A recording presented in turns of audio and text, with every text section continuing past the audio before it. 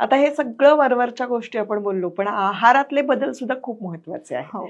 आहारामध्ये कुठले असे बदल करावे ज्यामुळे आता केस वाढतील किंवा गळायचे थांबतील ओके. आणि मग नंतर ठीक होतील.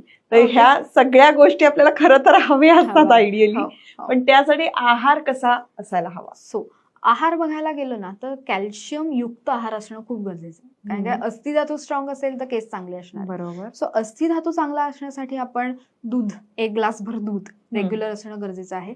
त्याबरोबर राजगिरा आहे, राजगिऱ्याची चिक्की किंवा राजगिऱ्यांच्या लाह्या आणून परतून दुधातून त्या घेऊ शकतो. त्याचबरोबर शिंगाड्याचे लाडू किंवा शिंगाड्याची पेज ही सुद्धा आपण घेऊ शकतो.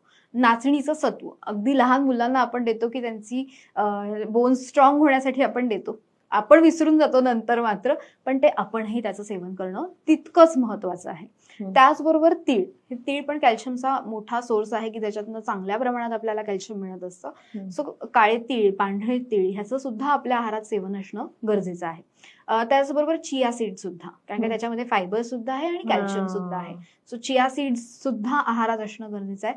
त्याचबरोबर खारीक, रोज 1 खारीक खायची, म्हणजे अस्थिधातू नक्की चांगला, म्हणजे ज्यांना जॉईंट पेन्सही आहेत, हेअरफॉलही आहे, त्यांनी रोज खारीक मात्र 1 जरूर खायची. पण ती खारीक इतकी ती टणक असते की आपण असं रेग्युलरली खाऊ शकत नाही खाऊ शकत. तर त्याची पावडर सुद्धा मिळते, खारीक पावडर पण मिळते. तर ती सकाळी उठल्यावर दुधात घालून घेतली तरीही चालेल.